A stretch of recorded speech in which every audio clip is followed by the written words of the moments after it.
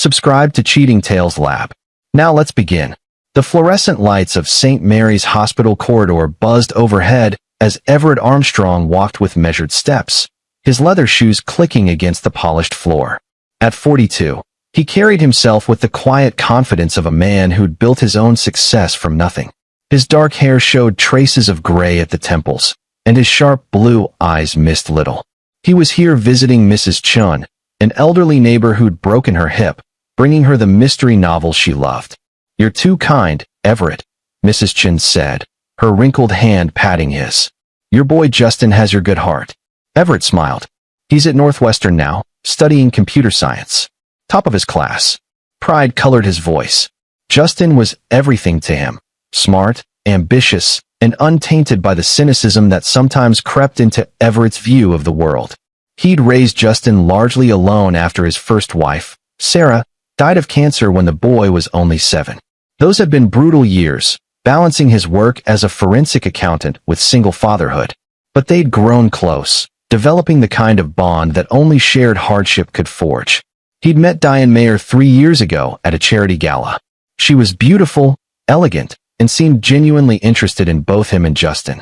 The whirlwind romance had felt like a second chance at happiness. They'd married within a year. Driving home to his house in Lincoln Park, Everett reflected on how his life had stabilized. His forensic accounting firm was thriving. He specialized in uncovering financial crimes, helping law enforcement and corporations trace money through Byzantine networks of shell companies and offshore accounts. The work suited his analytical mind and gave him satisfaction beyond the substantial income it provided.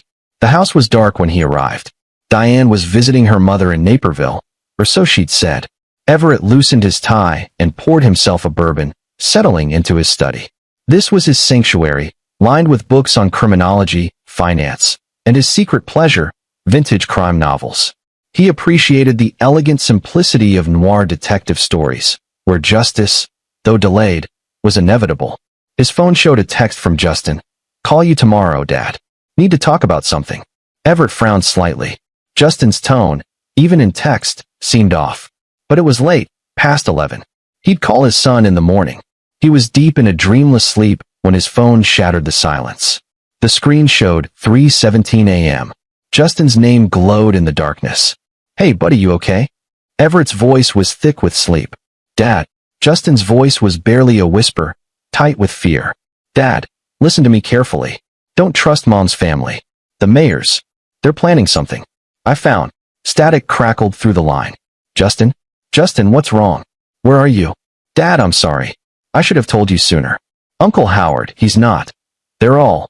The fear in his son's voice sent ice through Everett's veins. "Son, talk to me. What did you find?" "The files." "Dad, the files I sent you. Check your encrypted email. The one we set up for." Justin's breathing was ragged now, panicked. "Oh God, someone's coming." "Dad, don't trust them. Don't trust any of." The line went dead. "Justin. Justin." Everett was on his feet, his heart hammering. He called back immediately. The phone rang once, twice, then went to voicemail. He tried again. Same result. He tried Justin's roommate, his friends, anyone who might know where he was. No one answered at this hour. Everett's mind raced through possibilities, his professional instincts warring with paternal terror. He opened his laptop with shaking hands and logged into the encrypted email account he'd set up for Justin, a precaution from his forensic accounting work, teaching his son about digital security. There, sent at 2:47 a.m., was an email from Justin with a large attachment. The subject line read, "Dad, insurance. If anything happens to me."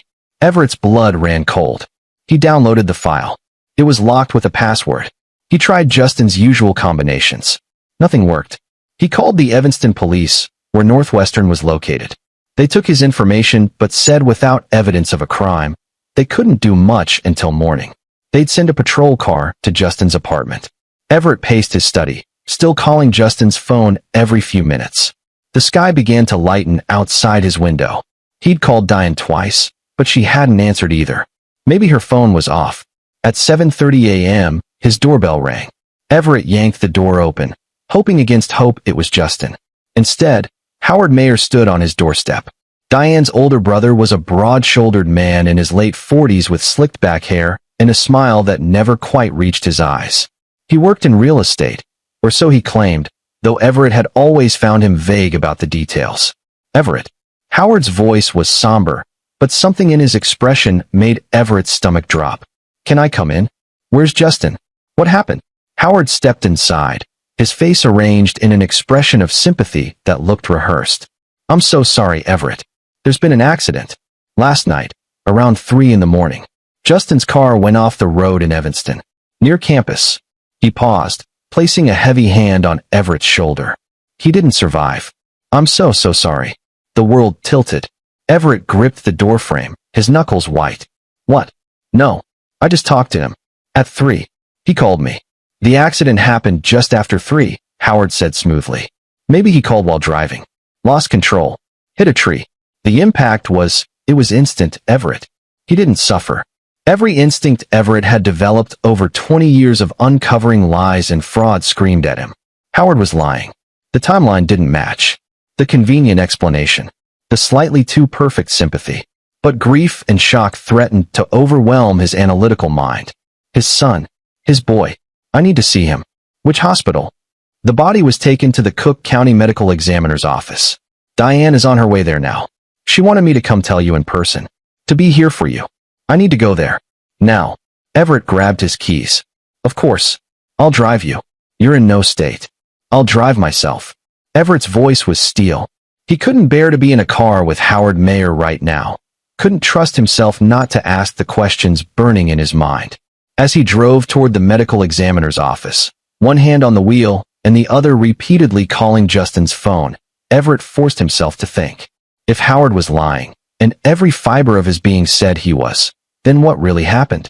Justin's warning echoed in his mind. Don't trust Mom's family.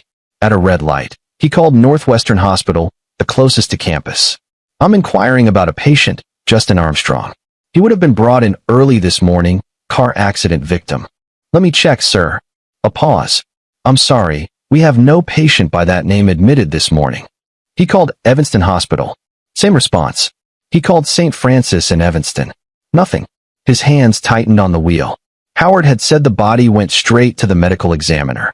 But emergency services always transported victims to the nearest hospital first, even if they were deceased, for official pronouncement and documentation.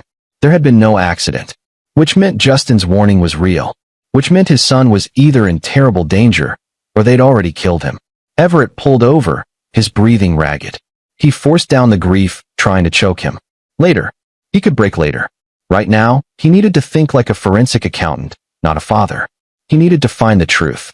He opened his phone and texted Howard, taking some time. Need to be alone. Tell Diane I'll call her later. Then he turned his car around and drove to his office. The conference room at Armstrong Forensic Solutions was empty this early on a Saturday. Everett locked himself in and opened his laptop again, focusing on that encrypted file from Justin. His son had been studying computer science, but he'd also helped Everett on some of his cases, learning about financial investigation.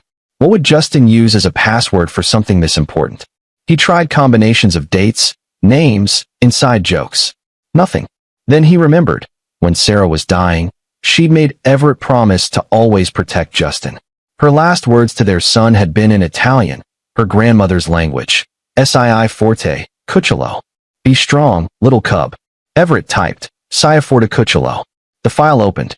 Inside were dozens of documents. Bank statements. Corporate filings. Wire transfer records. And photographs. Surveillance photos of Howard Mayer meeting with various people in parking garages, restaurants, hotel lobbies. As Everett began reading, a picture emerged that made his blood run cold. The Mayer family wasn't what they seemed. Howard's real estate business was a front. According to Justin's notes, the Mayers had been running a sophisticated long-con operation for over a decade. They targeted wealthy individuals, specifically men who were recently widowed or divorced with significant assets. The pattern was always the same. One of the Mayer women would romance the mark. They'd marry quickly. Then, through various means, staged accidents, suicides, sudden illnesses, the husband would die, and his assets would flow to his widow, who would eventually funnel the money to Howard. Everett's vision blurred with rage. He scrolled through the documents. There were at least 7 previous victims. 7 men who'd married into the Mayer family and died within 2 to 5 years. And there, in a folder labeled Current Operation, he found a dossier on himself. Photographs of him at the charity gala where he'd met Diane. Notes on his financial status, his assets, his business. A timeline.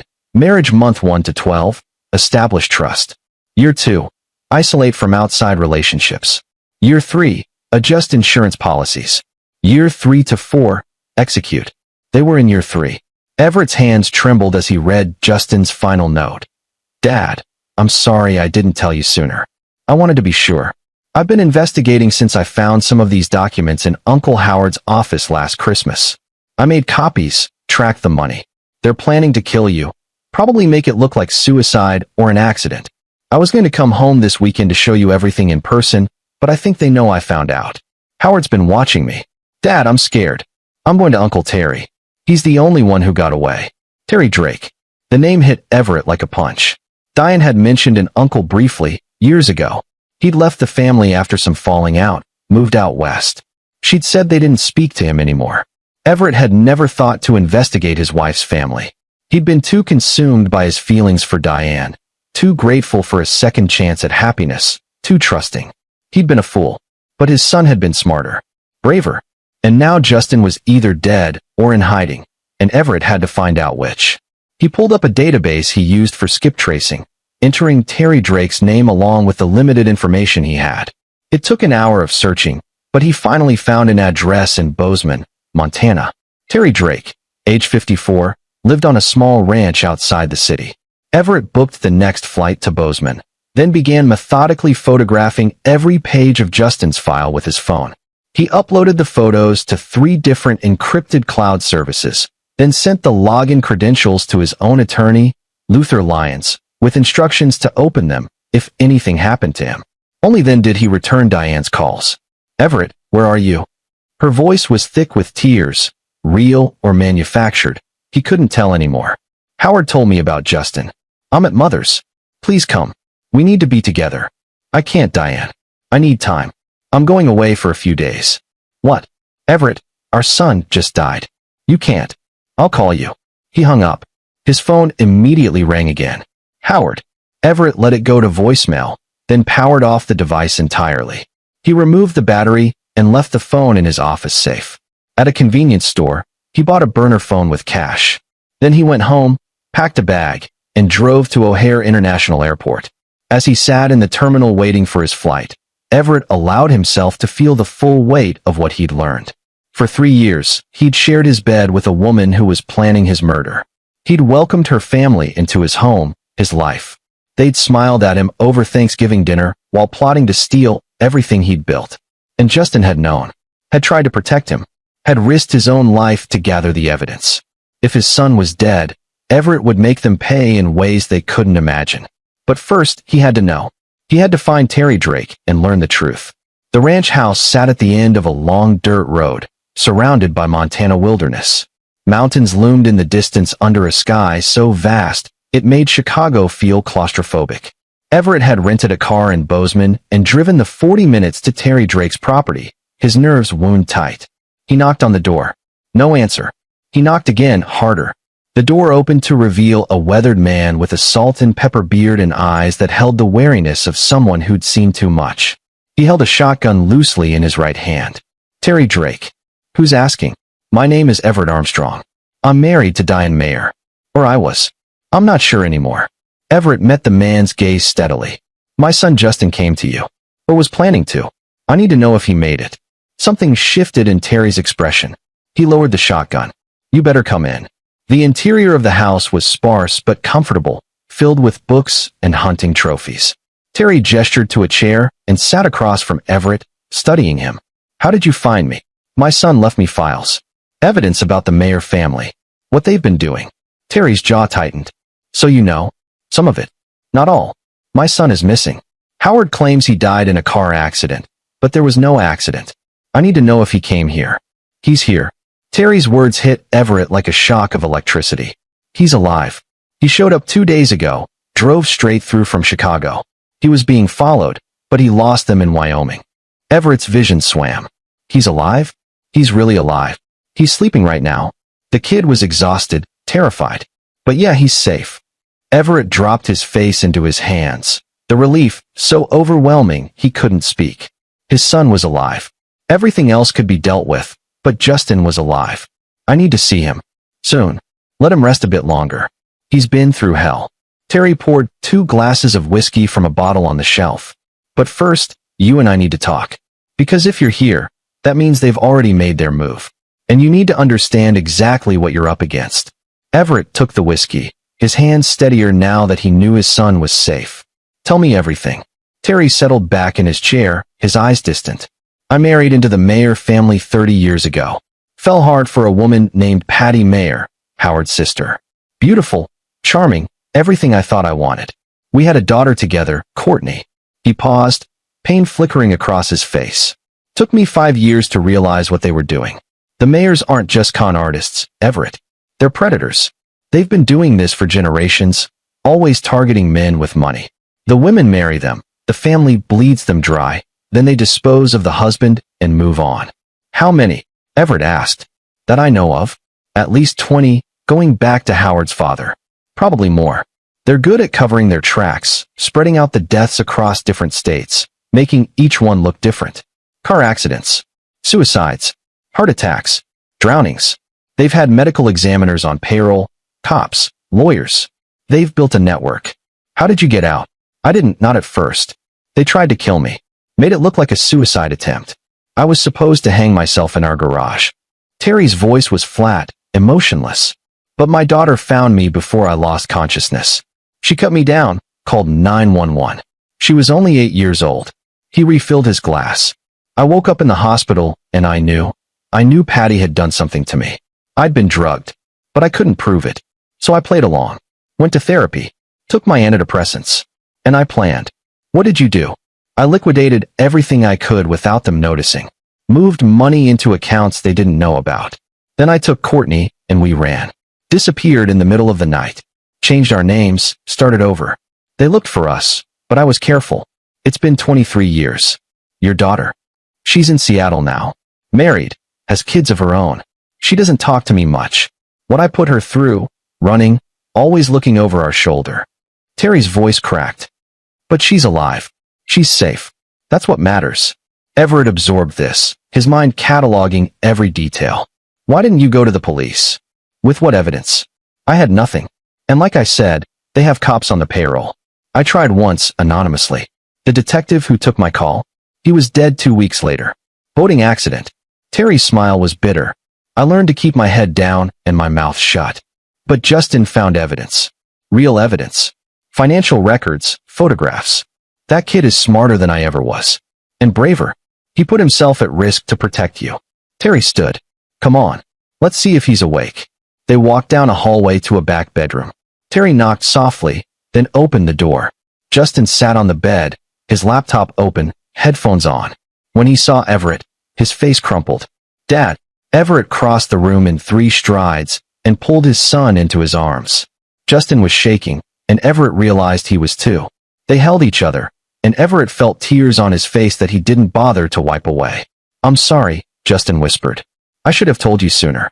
I just wanted to be sure. You saved my life. You saved both our lives. Everett pulled back, gripping his son's shoulders.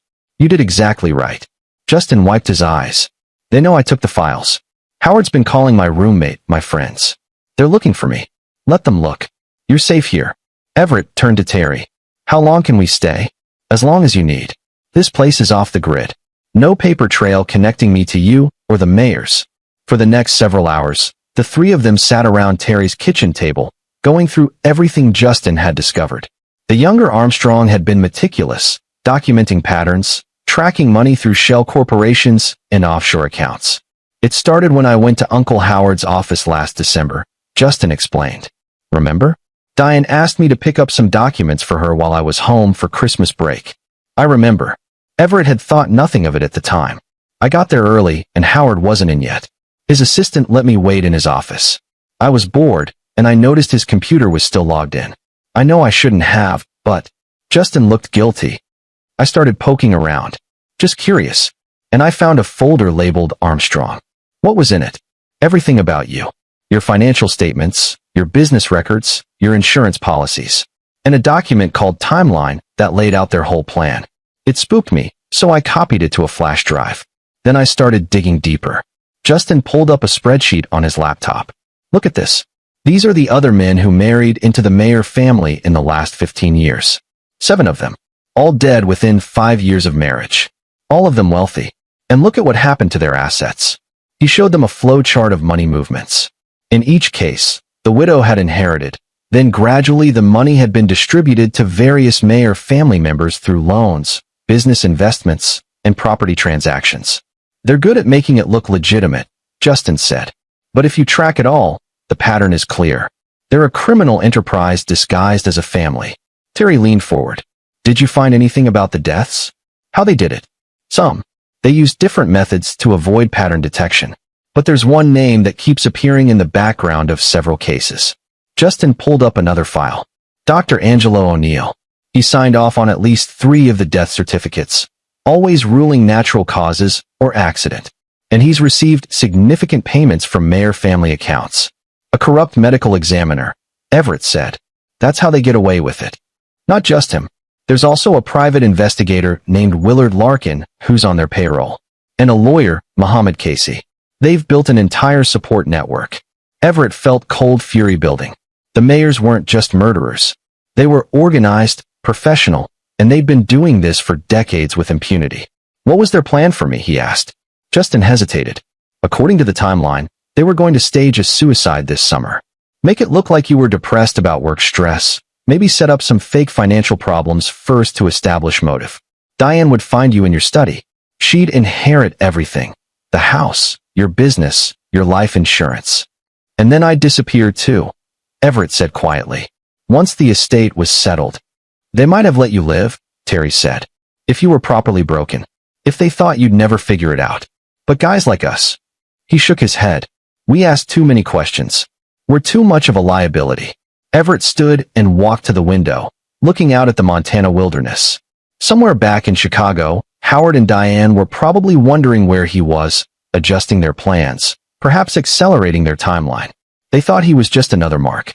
Another wealthy fool blinded by loneliness and desire for companionship. They had no idea who they were dealing with. For 2 decades, Everett had made his living following money trails, finding hidden assets, unraveling criminal schemes. He'd worked with the FBI, the IRS, corporate security divisions. He knew how to think like a criminal because he'd made a career of anticipating their moves. And now he was going to use every skill he'd developed, every resource he'd accumulated, every connection he'd made, to destroy the Mayer family. Dad, Justin's voice pulled him back. What are we going to do? Everett turned to face his son and Terry. His expression was calm, but his eyes were ice. We're going to do what they never expected.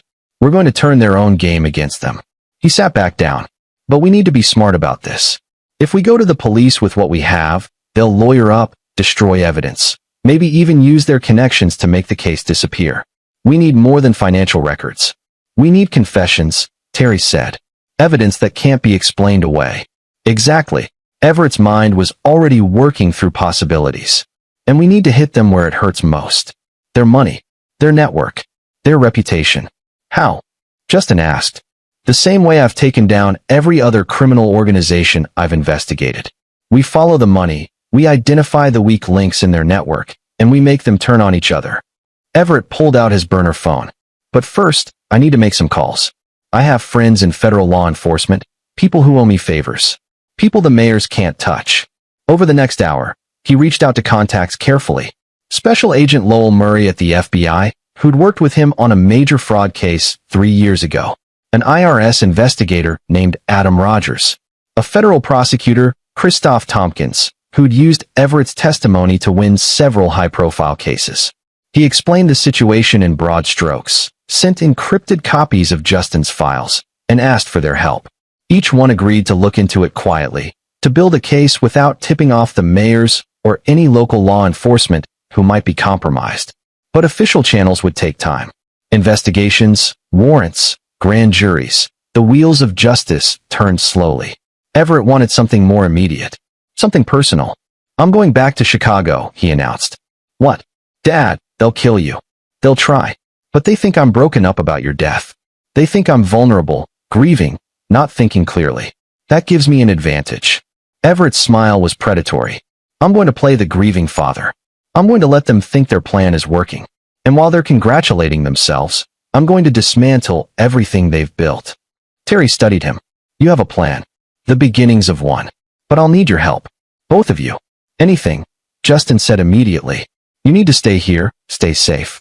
Keep digging through those files. Find every connection, every transaction, every person in their network. Build an airtight case. Everett turned to Terry. And I need you to be my safety net.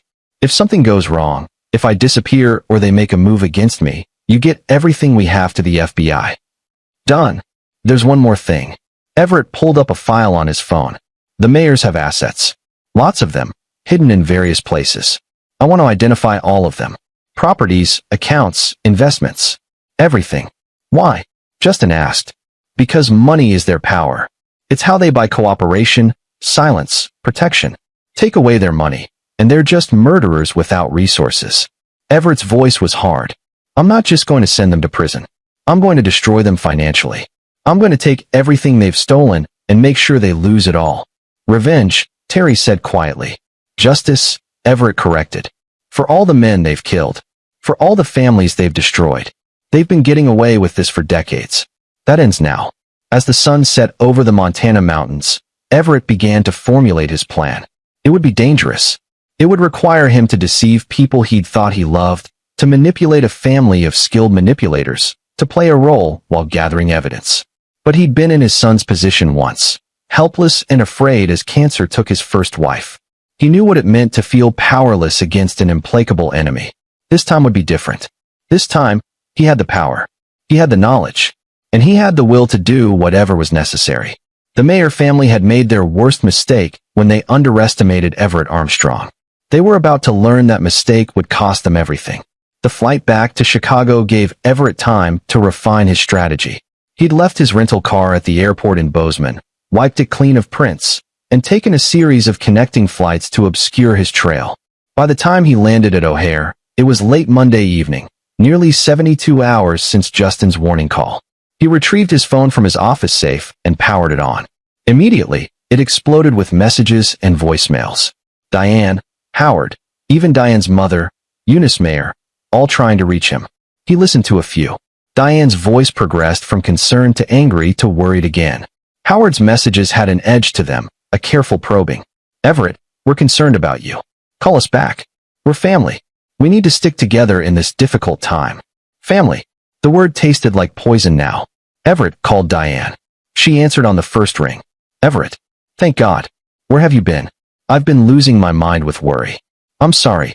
He made his voice rough, grief-stricken. It wasn't hard. The grief was real, just not for the reason she thought. I couldn't handle it. I drove north, to Wisconsin. Stayed in a motel. I needed to process. Oh, honey. I understand. But you can't run from this. We have to face it together. There are arrangements to make, people to notify. I know. I'm coming home now. I just landed. Landed? You flew somewhere. He'd slipped. But he recovered. I drove to Milwaukee, then flew to Madison to visit Sarah's grave. I needed to tell her about Justin. There was a pause. When Diane spoke again, her voice was softer. That's actually really sweet. I know how much she meant to you. She was good, Everett had to admit. Even knowing what he knew, he could almost believe the sympathy in her voice was genuine. I'll be home in an hour, he said. I'll be waiting. Howard and Mother want to come over, to support you. Not tonight. Tomorrow, maybe. Tonight, I just need to be with you. Another pause. Of course. I love you, Everett. I love you too. The lie came easily now. The house felt different when he walked through the door. Diane rushed to embrace him, and he let her, even returned it, playing his part. She looked perfect, just the right amount of disheveled, her eyes red from crying. Real or practiced? He couldn't tell anymore. I made some tea, she said, leading him to the kitchen. You must be exhausted. I am. He watched her pour, noting how her hands moved, whether she had access to the cup before giving it to him. Years of investigating had taught him to notice everything. The tea seemed clean. She drank from her own cup. Still, he only pretended to sip his. They sat in the living room, and Diane talked about the arrangements she'd started making. A memorial service, since there was no body to bury, another lie in the layers of lies. She'd contacted Justin's university, his friends. The medical examiner's office said there were some complications, she said carefully. With the identification. They want you to come in tomorrow, bring dental records if you have them. Complications? The fire. After the crash. It made visual identification difficult. Fire. That was new. They were adding details to the fabrication, making it more elaborate. Probably, so there would be an excuse for why there was no body to view, no remains to examine too closely. I'll bring whatever they need, Everett said, his voice hollow. Diane took his hand. I know this is impossibly hard, but we'll get through it. Together. How did you hear? About the accident. Howard called me that morning. He has a friend in the Evanston Police Department. They contacted him as next of kin because they couldn't reach you. Layers of lies, each one reinforcing the other. They'd thought this through, prepared their story. They'd probably been planning this specific scenario since before they even married him. I need to sleep, Everett said, standing abruptly. I can barely think straight. Of course. Diane rose too. I'll come to bed soon. I'm just going to clean up down here. Everett climbed the stairs to their bedroom, every step feeling surreal. This was his house, his bed, but it felt like enemy territory now. He locked the bathroom door before showering, checked the medicine cabinet to see if anything looked tampered with. Nothing obvious. But then, they wouldn't be obvious. They were professionals. When he emerged, Diane was in bed, waiting for him. He climbed in beside her, let her hold him, and pretended to fall asleep. He felt her breathing change after about 30 minutes, becoming deeper, more regular. Carefully, quietly, he slipped out of bed. In his study, he activated a sophisticated recording system he'd installed years ago for work purposes, his own paranoia paying off. Tiny cameras and microphones concealed throughout the first floor, all feeding to encrypted storage. If Diane or Howard or anyone else said anything incriminating in his house, he'd have it on record. Then he opened his laptop and began the next phase of his plan. First, he transferred half his liquid assets to new accounts in his name only, at banks the Mayers wouldn't know about. Not enough to raise immediate alarm. They'd expect some financial activity after a death in the family, but enough to protect himself if they tried to drain his accounts. Second, he changed his beneficiaries on his life insurance policies. Instead of Diane, everything now went to a trust he'd established for Justin years ago, with Terry Drake as trustee. It would take a few days to process, but it would be done.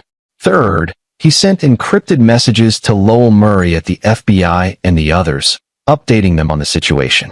He attached files from Justin's research and requested expedited investigation into Dr. Angelo O'Neill, Willard Larkin, and Muhammad Casey. Finally, he began his own deep dive into the Mayer family finances. Justin had found the surface layer, but Everett had access to databases and tools his son didn't. He started tracing shell corporations, following money trails, identifying properties. What he found made his blood boil. The Mayers had accumulated wealth over decades of murder. Conservatively, he estimated they had assets worth $40 to $50 million, spread across real estate, investments, and offshore accounts. Blood money, every dollar of it. But wealth meant vulnerability. It meant assets that could be seized, accounts that could be frozen, properties that could be claimed. It meant they had something to lose. Everett worked until dawn, building a financial map of everything the Mayers owned or controlled. Then he compiled a list of their known associates, the corrupt officials, the paid-off professionals, the network that enabled their crimes. Everyone had a breaking point. Everyone had something they feared losing. He would find those breaking points and exploit them ruthlessly. As the sun rose over Chicago, Everett heard Diane stirring upstairs. He closed his laptop, erased his browsing history, and went to make coffee, slipping back into his role as the grieving father. Howard arrived at 10, bringing Eunice Mayer with him. Diane's mother was a small, elegant woman in her 70s with sharp eyes and a warm smile. She embraced Everett with practiced sympathy. "My dear boy, this is such a tragedy. We're here for you, whatever you need." They sat in the living room, and Howard began discussing practical matters. The memorial service, notification of Justin's friends and professors, legal issues with the estate. Justin was over 18, so his assets would normally transfer directly, Howard said. But given the circumstances, there may be complications. I can recommend a good probate attorney. I have my own attorney, Everett said quietly. Of course. I just meant to make things easier for you. Less to think about. Everett watched Howard's face, looking for tells. The man was smooth, practiced, but there, just a flicker around the eyes when Everett mentioned his own attorney. Concern. They'd wanted to control that process, guided in a direction that benefited them. I appreciate it. But Luther has handled my affairs for years. I trust him. Understood. Howard smiled. We just want to help however we can. Eunice patted Everett's hand. Your family now? And family takes care of each other. The irony was so thick Everett almost laughed. Family. These people had probably killed more of their own family members than most serial killers killed strangers. There's one thing, Everett said, deciding to push a button. The medical examiner mentioned complications with identification because of the fire. But I called the Evanston Fire Department yesterday, and they said there were no vehicle fires reported that night. The room went very still. Diane's face remained concerned, but her body language shifted subtly. Howard's smile never wavered, but his eyes went flat. I must have misunderstood, Diane said quickly. Maybe the fire was minor, not worth reporting. Or maybe it was the next town over. Everything's been such a blur. Maybe, Everett said. I'm sure the ME's office will have accurate records. I'm going there this afternoon. We'll come with you, Howard offered. No, I need to do this alone. He stood, effectively ending the conversation. I appreciate you coming by, but I need some time to myself. They left, but Everett noticed Howard and Diane exchange a look on the way out. Worry. Calculation. Good. Let them worry. Let them wonder if he suspected something. As soon as they were gone, Everett went to his study and reviewed the morning's recording. There, a brief moment when he'd been in the kitchen and they'd thought they were alone. Eunice, whispering to Howard, he's asking questions. Howard's response, it's fine. Grief does that. He'll settle down. Eunice, what if he doesn't? Howard, then we accelerate the timeline. Don't worry, Mother. I've handled worse than this. Everett saved the file, backed it up to 3 locations, and sent a copy to the FBI. They were getting nervous, which meant they might make mistakes. His phone rang. Luther Lyons, his attorney. Everett, I got your email. Are you sure about these changes to your estate planning?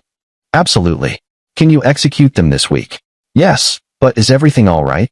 These are significant changes, especially removing your wife as beneficiary. Everything's fine. Just some precautions. Can you also prepare a new will for me? I'll send you the details. Of course.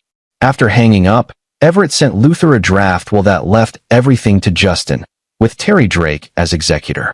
He also included instructions. If Everett died under suspicious circumstances, Luther was to immediately contact the FBI and provide them with all the evidence Everett had compiled. Insurance policies arranged. Evidence distributed. Safety nets in place. Now came the dangerous part. Everett had one advantage. The Mayers thought Justin was dead. They didn't know their timeline had been exposed. They thought they had time to work on Everett, to position him for whatever accident they were planning. But they were also getting nervous.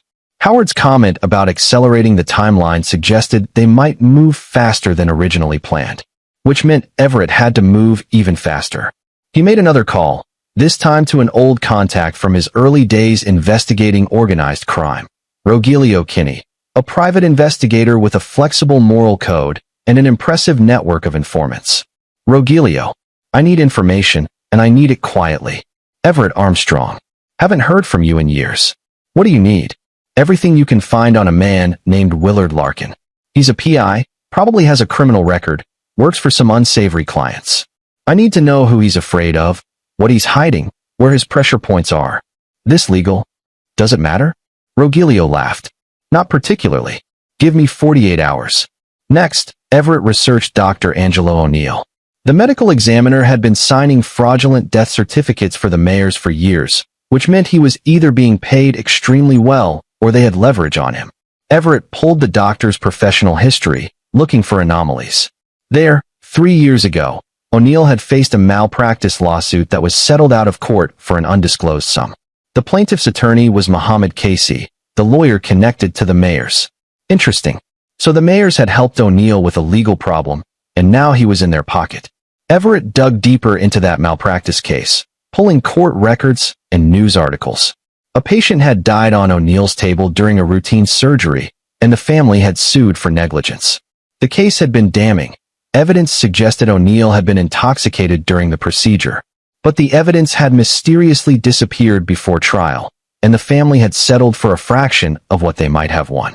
The Mayers had bought O'Neill's freedom and his loyalty, which meant O'Neill had committed at least one crime they could prove, falsifying a death certificate. With the right pressure, he might turn on them. Everett compiled all of this information into a dossier and sent it to Special Agent Murray. Then he turned his attention to the properties.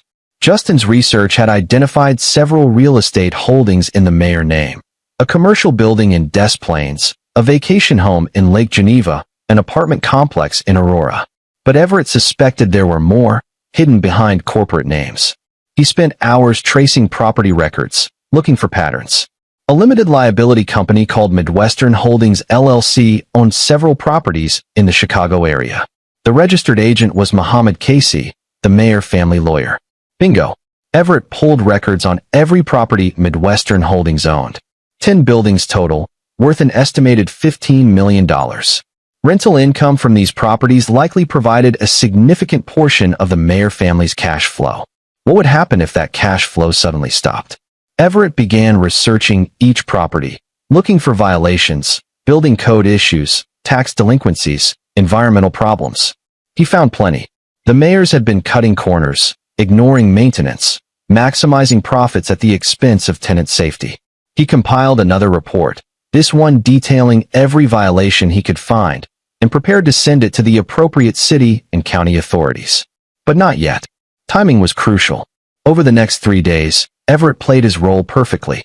He met with the medical examiner, who insisted Justin's remains were too badly burned for viewing, exactly as predicted. He planned a memorial service with Diane. He accepted condolences from friends and colleagues, all while smiling on the inside at the elaborate fiction being maintained. And every night, after Diane fell asleep, he worked. Rogelio called back with information on Willard Larkin. The PI had a gambling problem, deep in debt to some dangerous people. The Mayers were likely using that debt as leverage, paying him enough to stay afloat, but keeping him dependent. He's scared, Rogelio reported. Not of the Mayers, but of the people he owes money to. East Coast guys, real nasty types. He's about 6 months behind on payments. How much does he owe? $250,000, give or take. An idea began to form in Everett's mind. Thanks, Rogelio. I might have another job for you soon. Anytime, my friend. Everett also heard back from Special Agent Murray at the FBI. The investigation into the Mayers was officially open. They were looking into the previous deaths, interviewing family members of the victims, examining financial records. But as Everett had expected, it would take months to build a prosecutable case. The Mayers had been careful, and the crimes were spread across multiple jurisdictions and years. We'll get them, Murray promised. But you need to be patient. And safe. If they suspect you're cooperating with us. I know the risks. Just keep building the case. Everett, I'm serious. These people have killed multiple times. Don't do anything stupid. I won't. I just want to see justice done. He hung up, knowing Murray didn't believe him. The agent knew Everett too well. Knew he wouldn't just sit back and wait while the legal system slowly ground toward justice. Justin called daily from Montana, frustrated by his exile, but understanding its necessity. Terry was teaching him to shoot, to hunt, to survive off the grid if necessary. Your kid's a quick learner, Terry reported. Smart as hell. Takes after his old man. Keep him safe, Everett said. That's all that matters. But he knew Justin wouldn't stay hidden forever. His son had his mother's courage and his father's stubbornness. Sooner or later, he'd want to come back and face the Mayers himself. Everett needed to end this before that happened. The memorial service was held on Saturday, a week after Justin's supposed death. Over 100 people attended, Justin's friends from high school and college, Everett's colleagues, neighbors. The Mayer family turned out in force, playing their parts beautifully. Howard gave a moving eulogy about his nephew, talking about Justin's bright future cut tragically short. Diane cried genuine-looking tears. Even Eunice dabbed at her eyes with a handkerchief. Everett stood at the front of the room, accepting condolences, and plotted their destruction. After the service, there was a reception at the house. The place filled with people, and Everett moved through the crowd in a daze. Partly genuine grief for the elaborate lie being told about his son, partly calculated performance. He noticed Howard slip away to take a phone call, stepping into Everett's study. Everett followed casually a few minutes later, lingering just outside the cracked door. No, he's being cooperative. Hasn't asked any more questions. I think the service helped, gave him closure. Howard paused, listening. Yes, I think we can proceed as planned. Another month to make sure he's settled, then we execute. The suicide note is already drafted, we just need to wait for the right moment. Yes, I know. We've been patient this long. A few more weeks won't matter. Everett's hands clenched into fists. They were talking about his murder as casually as planning a vacation. He moved away before Howard finished the call, rejoining the reception. When Howard emerged, Everett caught his eye and raised his glass in a silent toast. Howard smiled and raised his own glass in return, both men playing their roles perfectly. But Everett's toast had a different meaning than Howard thought. It was a promise. I'm going to destroy you. And unlike the mayor's promises, Everett's would be kept. The next week, Everett began to execute his plan in earnest. First target, Willard Larkin, the private investigator in the mayor's pocket. Rogelio helped Everett set up a meeting, presenting himself as a potential client with a substantial payday. They met at a coffee shop in Schaumburg, neutral territory. Larkin was exactly what Everett expected, a rumpled man in his 50s with tired eyes and the look of someone who'd compromised himself one too many times. You said you needed investigative work? Larkin asked, stirring his coffee nervously. I need information on the Mayer family. Howard Mayer specifically. Larkin's face went white. I can't help you with that. Can't. Or won't. Everett leaned forward. I know you work for them, Willard. I know about the surveillance work you've done, the background checks, the dirt you've helped them dig up on their targets.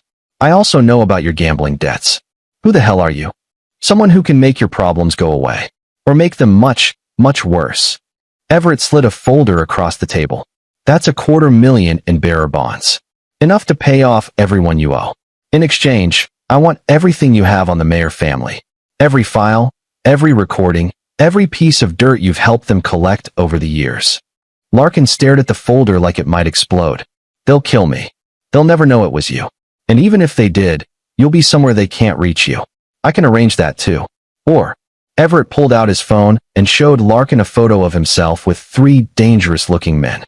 I can tell these gentlemen exactly where to find you and how much you owe them. They seem very interested in collecting. The photo was fake, photoshopped, but Larkin didn't know that. The fear in his eyes was real. You're bluffing. Am I? Make a choice, Willard. Right now? Work with me and start over somewhere safe and debt-free. Or take your chances with the mayors and the people you owe money to. Larkin's hands shook as he reached for the folder. I need guarantees. You have my word. And if that's not enough, you have the bonds right in front of you. Take them now, and tomorrow I want every file you have. After a long moment, Larkin nodded. Tomorrow. But I picked the place. Fine. Text me the location. Everett walked out of the coffee shop, feeling a grim satisfaction. One piece of the Mayer network was about to fall. And with Larkin's files, he'd have documented evidence of their operations, surveillance photos, background checks on victims, maybe even recordings of incriminating conversations. The next day, Larkin delivered. He met Everett in a parking garage, handed over 3 thumb drives, and took the bonds. There's everything, Larkin said. 10 years of work for the mayors. Photos, files, recordings. I kept copies of everything as insurance, but I never thought I'd actually use them. What's on here? The truth about what they do, how they select their targets, how they plan their approaches, how they cover their tracks afterward. It's all there. Any recordings of them discussing the murders? Larkin hesitated. 1. Howard talking to Muhammad Casey, the lawyer. They didn't know I was recording. Howard was complaining about one of the previous husbands being difficult to dispose of, and Casey suggested making it look like a suicide. They discussed methods. Everett felt a surge of triumph. That's exactly what I need. Listen, Larkin said. I know I'm not a good person. I knew what they were doing, and I helped them anyway because I needed the money. But I want you to know, I'm glad someone's finally stopping them. They're monsters. Yes, Everett agreed. They are. After Larkin left, Everett spent hours going through the files. It was a treasure trove of evidence, documentation of how the mayors selected their victims, background checks on each target, Surveillance photos showing Diane and other Mayer women engineering chance meetings with lonely, wealthy men. And then there were the recordings. Everett listened to Howard Meyer's voice discussing murder with the cold calculation of a businessman discussing quarterly earnings. He heard Muhammad Casey advising on how to structure estates to maximize the family's take. He heard Diane herself, in a conversation with her brother, laughing about how easy Everett had been to manipulate. He was so grateful for the attention, Diane's voice said on the recording. I barely had to try. 3 dates, and he was talking about forever. Men like him, widowers with money, they're desperate for someone to fill the void. It's almost sad how easy they are. Howard's response, just don't get attached. Remember what happened with Patty and Terry Drake. She let emotions cloud her judgment. I won't. This is business. Always has been. Everett stopped the recording, his hand trembling with rage. Every tender moment, every intimacy, every time she'd said she loved him, all lies. All calculated moves in a long game to steal his life. He took a breath, forced down the emotion, and continued working. He copied all the files and sent them to Special Agent Murray at the FBI, along with detailed annotations explaining what each piece of evidence showed. Then he prepared his next move. Dr. Angelo O'Neill, the corrupt medical examiner, was the linchpin of the Mayer's operation. Without his willingness to falsify death certificates, they couldn't make murders look like natural causes or accidents. Everett pulled the information he'd gathered on O'Neill's malpractice case and compiled it into a new dossier. Then he had Rogelio deliver a message to the doctor, requesting a private meeting. O'Neill agreed, probably curious about who was asking. They met at a restaurant in Naperville, away from both their usual haunts. The doctor was a small, nervous man with thinning hair and darting eyes. He sat across from Everett, trying to appear confident and failing. Mr. Armstrong, I was surprised to receive your request. My condolences on your son. Were you the one who examined his body? Everett asked, his voice flat. O'Neill shifted uncomfortably. Yes. The identification was difficult because of the fire damage, but the dental records matched. I'm very sorry for your loss. Interesting. Because there was no body, was there? No accident. No fire. My son is alive and well in Montana. The color drained from O'Neill's face.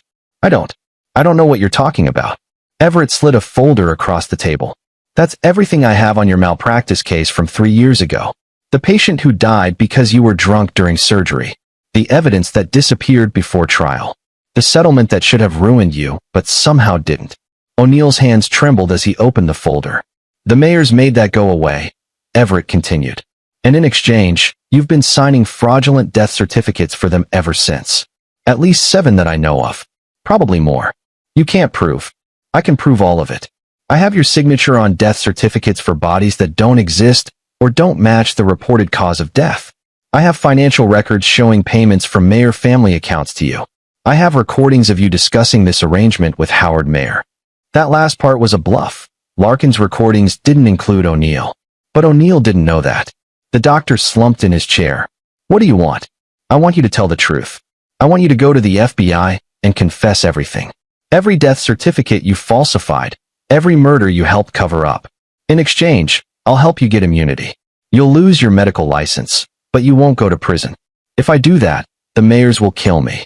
If you don't, you'll go to prison for the rest of your life. And I'll make sure everyone in that prison knows you helped serial killers get away with murder. How long do you think you'd survive? O'Neill's breath came in short gasps. You don't understand. Howard Mayer is connected. He has people in law enforcement, in the courts. If I testify against him, the FBI investigation is being handled by people he can't touch. Federal agents with no local ties. You'll be protected. Everett leaned forward. This is your chance to do the right thing. The only chance you'll get. Take it. Or I'll make sure the malpractice case gets reopened and every detail becomes public. I'll ruin you either way, doctor. This way, at least you have a chance at redemption. O'Neill sat in silence for a long moment. Finally, he nodded. I'll do it. I'll talk to the FBI. Good. Everett handed him a card with Special Agent Murray's contact information. Call him today. And doctor? If you warn the Mayers about this conversation, our deal is off. Understood. Understood. Everett left the restaurant feeling another piece slide into place. With O'Neill's testimony and Larkin's evidence, the FBI would have enough to arrest the Mayers. But arrests weren't enough.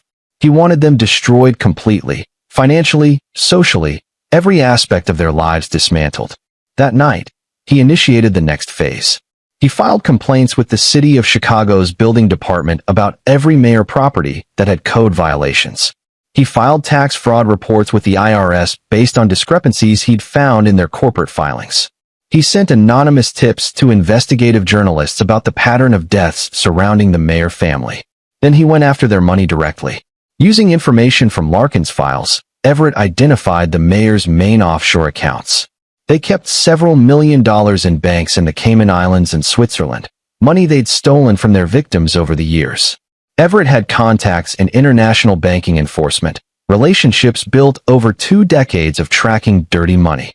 He reached out to them now, providing evidence that the accounts contained proceeds of murder and fraud. Within 48 hours, the accounts were frozen pending investigation. He attacked from every angle simultaneously: legal, financial, regulatory. Each action was carefully calculated to apply maximum pressure while staying just within the bounds of legality. Well, mostly within the bounds. Some of what Everett was doing, the threats, the coercion, the aggressive financial maneuvers, existed in a gray area. He didn't care. The Mayers had murdered people. They tried to kill his son and were planning to kill him. Whatever moral lines he crossed to stop them seemed trivial in comparison. For days after his meeting with O'Neill, Special Agent Murray called. "We have enough," Murray said. "O'Neill's testimony, combined with the evidence from your son and the information from Larkin, gives us a solid RICO case. We're preparing arrest warrants for Howard Mayer, Eunice Mayer, Muhammad Casey, and several others. What about Diane? We're still building the case against her. She's been careful to keep herself insulated from the actual murders. But with O'Neill's testimony about her involvement in several of the death cover-ups, we should be able to include her in the indictment. When we execute the warrants on Friday morning, that gives us 3 days to coordinate with local law enforcement and secure the properties. Everett, I need you to act normal until then. Don't do anything that might tip them off." "I understand. I mean it. We're this close. Don't screw it up by doing something reckless." Everett hung up and allowed himself a smile. Friday morning. In 3 days, the Mayers would be in handcuffs. But he wasn't done yet. Arresting them was just the beginning. That evening, Diane cooked dinner, a nice steak, his favorite wine. She'd been especially attentive lately, probably sensing that Everett was emerging from his grief and wanting to keep him emotionally dependent. "How are you feeling?" she asked, touching his hand across the table. "Better. Stronger." He met her eyes. "I've been thinking about the future. About us." Her face brightened. "Oh, I want to sell the business. Maybe travel for a while. We could go to Europe, Asia. Just get away from everything here that reminds me of Justin." This was part of the Mayer's plan, he knew from Larkin's files. They wanted him to liquidate his business assets, making the eventual theft easier to execute. "That sounds wonderful," Diane said. "We could leave in the spring. Take a year, just explore the world together." "I'd like that." They talked about possible destinations, making plans that would never happen. Diane's enthusiasm seemed genuine, but Everett knew better now. She was counting the money in her head, calculating how much she'd steal. After dinner, Diane suggested they watch a movie. They settled on the couch, and she curled against him. "I love you," she said softly. "I love you too," he replied, the words ashes in his mouth. His phone buzzed with a text from Justin. "Can't wait for this to be over." Everett texted back, "Soon. Friday. Stay safe." The next 3 days crawled past.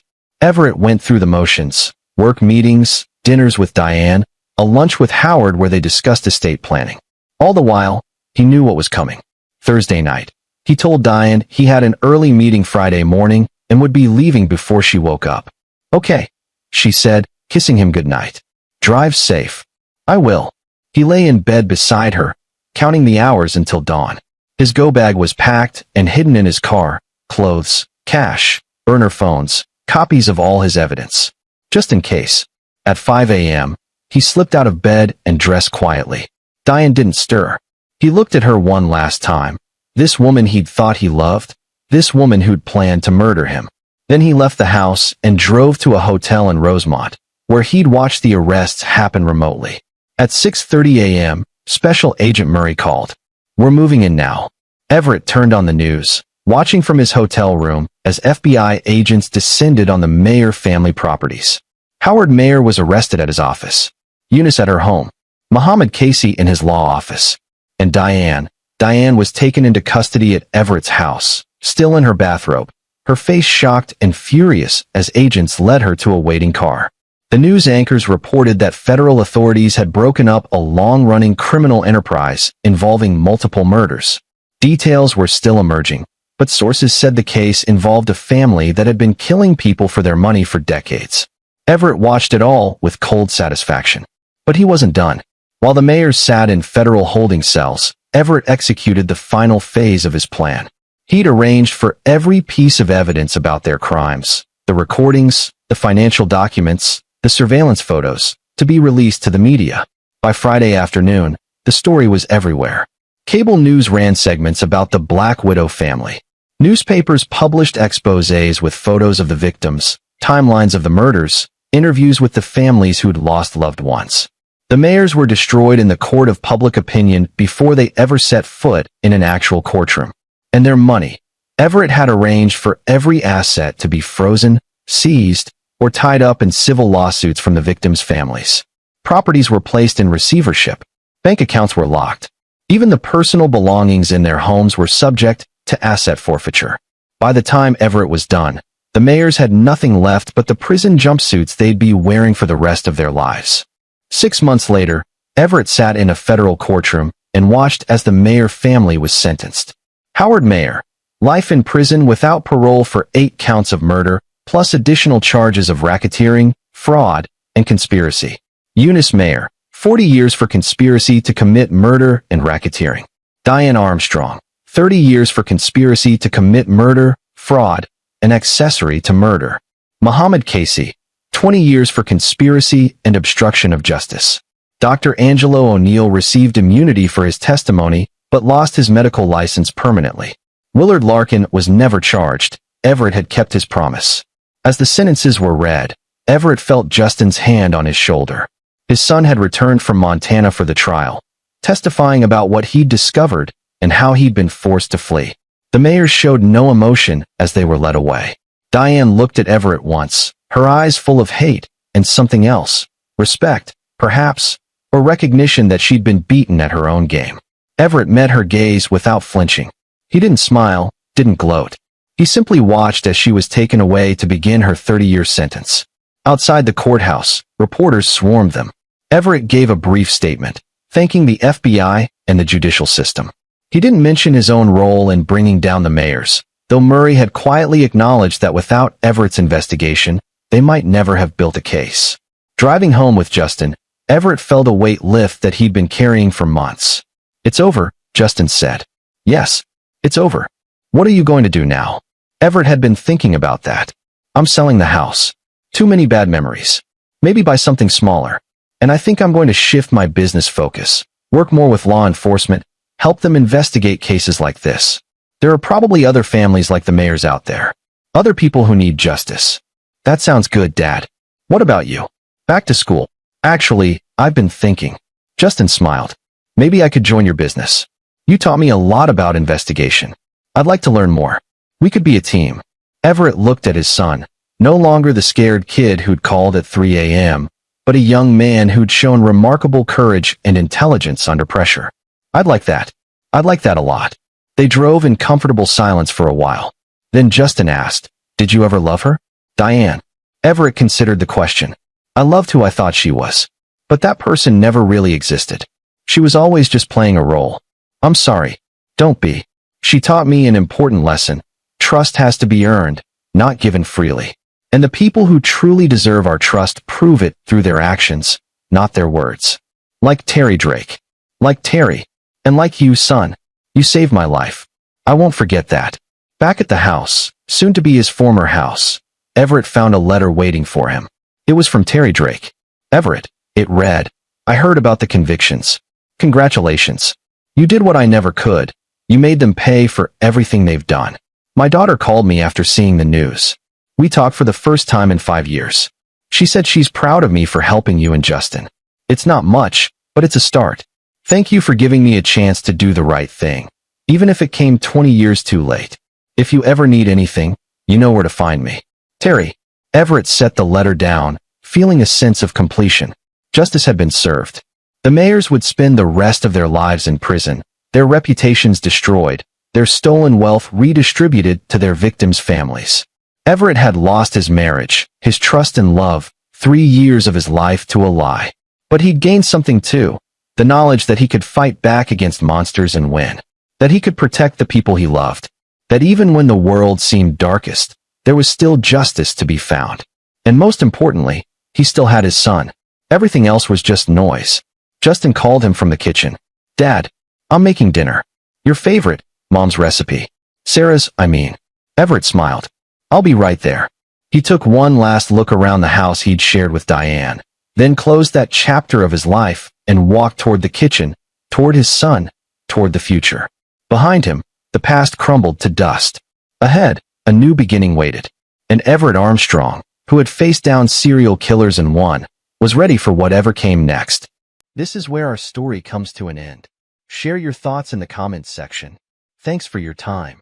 If you enjoy this story, please subscribe to this channel. Click on the video you see on the screen, and I will see you there.